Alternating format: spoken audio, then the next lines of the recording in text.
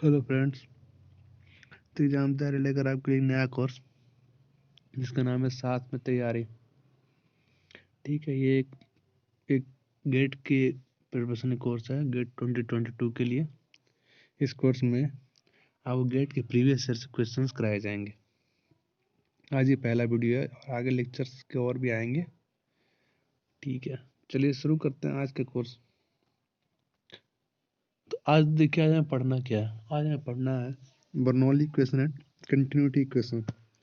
Fluid mechanics का ये part है, Bernoulli equation and continuity equation. ठीक है, ये दो इक्वेशंस से आपको फ्लूइड डायनामिक्स के सारे क्वेश्चंस हो जाएंगे। गेट में इतने क्वेश्चंस होते हैं, बस ये दो क्वेश्चन के कॉन्सेप्ट को आपको अच्छे से समझ जाना है। चलिए आपको समझाता हूँ कि होता क्या है। पहले हम कंटिन्यूटी से स्टार्ट करेंगे। कंटिन्यूटी क्वेश्चन क्या होती है? कंटिन्यूटी क्वेश्चन क्या होती है कि लेट सपोज मान लो कि अगर कोई पाइप है जिसकी एरिया क्रॉस सेक्शन ए है, ठीक है, और वो पाइप एक सेकंड क्रॉस सेक्शन एरिया ये है A2। लेट सपोज कोई फ्लूइड यहाँ से इंटर कर रही है और यहाँ से एग्जिट कर रही है। तो कंटिन्यूटी क्वेश्चन कहती है कि अगर कोई फ्लूइड A1 एरिया से इंटर कर रही है और A2 से एग्जिट कर रही है, तो उसकी जो मास जो A1 से एंटर करेगी, सेम मास A2 से एग्जिट होगा, मतलब बाहर निकलेगा। कंटिन्यूटी क्वेश्चन को law of conservation of mass भी बोलते हैं, क्योंकि मास कंजर्वेशन के ऊपर बात करती है। सिंपल फॉर्मूला लिख सकते हैं अपन, A1V1 is equal to A2V2। ये सिंपल एक फॉर्मूला होता है इसका, बस इसको याद कर लेना है। अगर कोई भी दो पार्ट जहाँ पे हम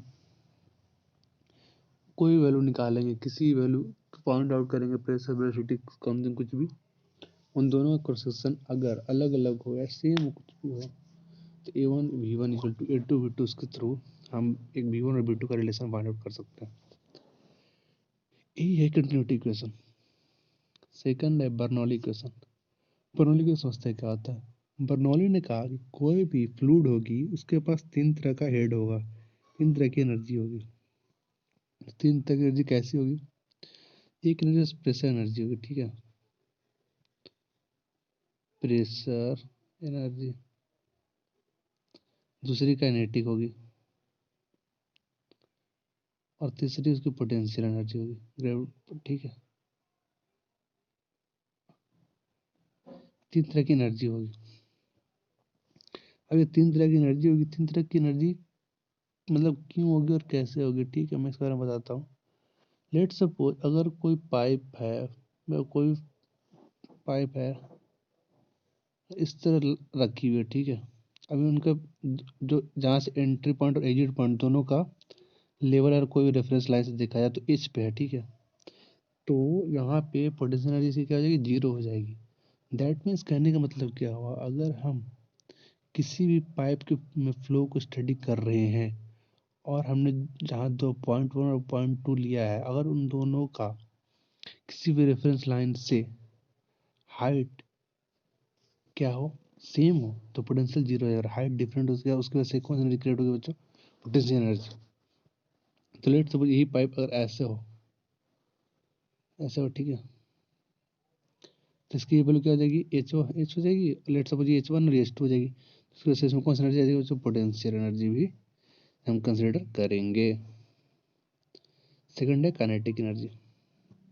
तो काइनेटिक एनर्जी क्यों है? किसी में फ्लूइड में अगर मोशन हो तो उसमें वेलोसिटी होगी, और अगर वेलोसिटी होगी तो काइनेटिक एनर्जी होगी। फॉर्मूला क्या होता है बच्चों? Half mv²। Simple kinetic formula होता है, ठीक है। ये काइनेटिक एनर्जी अब क्या हो,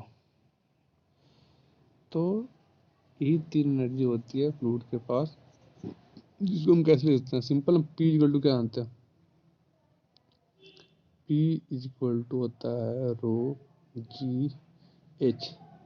तो हम प्रेशर हेड की बात करते हैं, यानी H इक्वल टू क्या जाएगी? P अपॉन रो जी। ये हम प्रेशर हेड बताते हैं। ये प्रेशर हेड, ठीक है, ये होगी प्रेशर हेड। अब सिंपल काइनेटिक हेड भी निकालते हैं। काइनेटिक हेड कैसे होगी? तो काइनेटिक हेड इक्वल टू हो जाएगा, इक्वेशन ऑफ मोशन में चलते हैं, ठीक है, v square equal to u square plus 2gh। Okay, let suppose fluid initial velocity 0 है, तो वी स्क्वायर इक्वल क्या आ जाएगा 2gh, h इक्वल टू क्या आ जाएगा बच्चों, वी स्क्वायर अपॉन 2g। ये हो जाएगा उसका काइनेटिक हेड। और पोटेंशियल हेड क्या हो, और सॉरी पोटेंशियल हेड हो जाएगा उसका जेड। तो हम क्या लिख सकते हैं, इक्वेशन लिख के दिखाता हूँ आपको, P upon rho g plus v square upon 2g plus z that is equal to constant. ये बर्नौली इक्वेशन, ठीक है।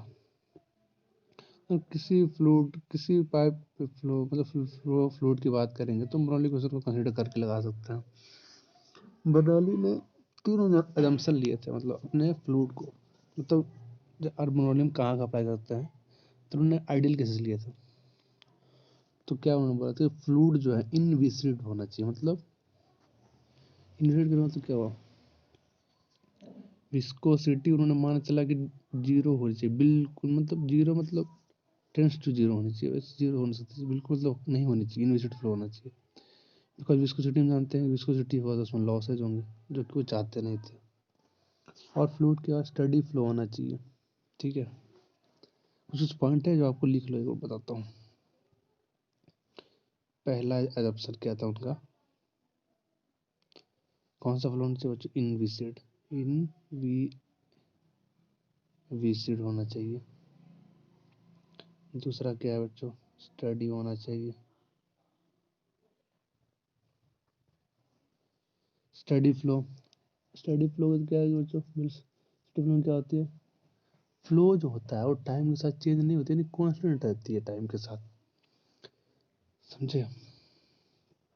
इनविसिड होना चाहिए, इनकम्प्रेसिबल होना चाहिए फ्लो। अब इनकम्प्रेसिबल क्या होता है, इनकम्प्रेसिबल कहने का मतलब हुआ कि जो फ्लूइड है उसकी density through out the study change नहीं होगी, डेंसिटी कांस्टेंट रहेगा उसका। तो हम जिस 2 पॉइंट की जब बात करेंगे उनके जो हम डेंसिटी क्या करेंगे, कांस्टेंट रखेंगे, तभी हम बर्नौली लगा सकते हैं। यही बताया बर्नौली ने, ठीक है। तो फॉर्मूले जान गए, एजम्पशन जान गए, तो सीधे क्वेश्चन करते हैं, एग्जाम में हमें सीधे क्वेश्चन करने को आएंगे, ठीक है। ये रहा पहला क्वेश्चन, क्या है, a frictionless circular piston of area. देखो क्या दे रखा है इसमें, क्वेश्चन के ऊपर पढ़ लो, एक प्रीवियस ईयर गेट क्वेश्चन है, ठीक है। सिंपल कहना क्या चाहता है कि ये मास जो है, ये मास है जो नीचे आ रही होगी, तो ये फ्लूइड यहाँ से एग्जर्ट हो रही होगी इस पॉइंट से, ठीक है, इसके नीचे आने से हीट हो रही होगी। तो क्या हुआ, ये यहाँ, अब लास्ट में क्या पूछ रहा है, जो पिस्टन आ रहे हैं नीचे इसकी वेलोसिटी पूछ रहा है, ठीक है। तो हम क्या करेंगे यहाँ पे, मैंने क्या बोला, फ्लूइड मोशन होगी तो हम क्या लाएंगे, बर्नौली लगाएंगे। बर्नौली कहाँ का, जहाँ जहाँ हमें स्टडी करना है, जहाँ पे किस पॉइंट पॉइंट एक्चुअली हम क्या करते हैं ना, जहाँ फाइंड आउट करना वहाँ, और जहाँ पे हमें लगभग सारे डाटा नोन होते हैं ना, उस पॉइंट 2 पॉइंट को लेके तो लगाते हैं बर्नौली। लेट सपोज पहला पॉइंट ये है और दूसरा पॉइंट ये, जहाँ पे निकलता है। तो यहाँ पे क्या हुआ, प्रेशर, यहाँ पे 2 प्रेशर एक्ट कर रहे हैं बच्चों, एक p atmospheric plus p due to this mass, क्या हुआ, ये फ्लूइड को धक्का दे रहा है, ठीक है, धक्का दे रहा है, तो उस पर प्रेशर, तो वो कौन सा प्रेशर होगा, टोटल प्रेशर कौन सा, पी एटीएम प्लस ये धक्का दे रहा कौन सा होगा इसका, force, force upon area, P होगा फोर्स अपॉन एरिया, फोर्स क्या होगा, जो इसका वेट है वही होगा फोर्स, वेट कितना बच्चों 100 इंटू जी, जी की कितनी दे रखी है 10, और एरिया कितना दे रखा है 10 टू पावर -2, ये होगी इस पॉइंट की प्रेस फोर्स, ठीक है। ये 1 किलो हो जाएगा P, तो P1 कैलकुलेट कर लेंगे यहाँ से। PATM प्लस 10⁻² ऊपर चला जाए तो क्या हो जाएगा, 10⁵ ये हो जाएगी P1 की वैल्यू। आपने कॉपी में नोट कर लेना। P1 निकाल लिया हमने। अब क्या हो, इस पॉइंट का वेलोसिटी पूछ रहा है। देखो हमें क्या क्या चाहिए होता है। बर्नौली में क्या चाहिए होता है, तो प्रेशर चाहिए होता है, वेलोसिटी चाहिए होती है, और क्या चाहिए होती है, हेड, जेड की वैल्यू। तो ये जेड कितना दे रखा है, 0.5। पी अपन मान लो निकाल लेंगे,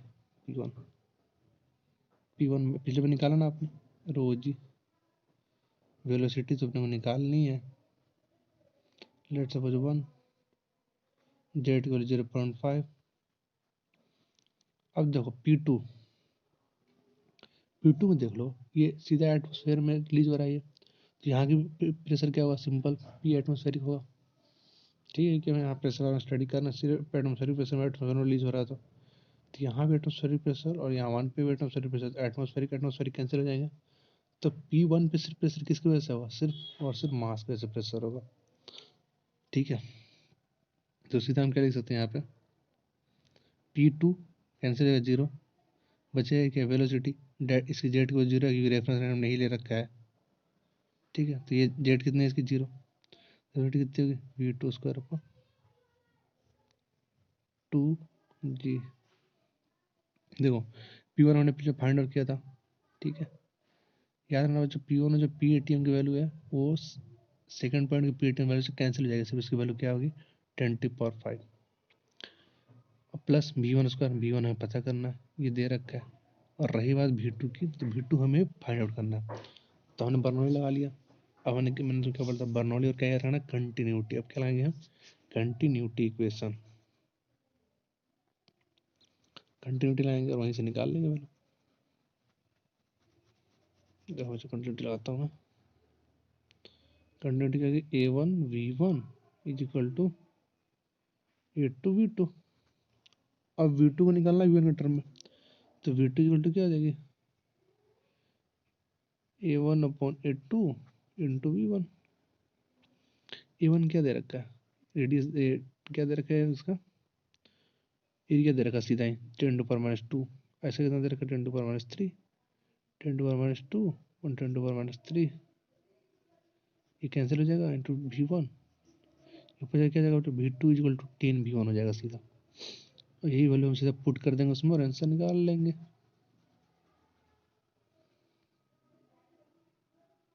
V2 इक्वल टू 10V1। इस V2 की वैल्यू को बर्नौली में पुट करना और तुम्हारे सारे लेसन निकल जाएंगे, ठीक है। बस यही था इस क्वेश्चन में।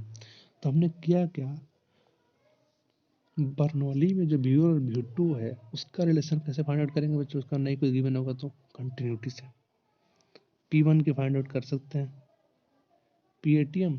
अगर कोई मास वगैरह दे रखा है तो फोर्स अपॉन एरिया से भी आप निकाल लो, ठीक है। और जेड की वैल्यू तो आप रेफरेंस लाइन से आपको देखना पड़ेगा कि आप कितने हाइट पे ले रहे हो, आप स्टडी कर रहे हो। चलो सेकंड क्वेश्चन करते हैं। देखो क्वेश्चन क्या कहता है, वाटर इज कमिंग आउट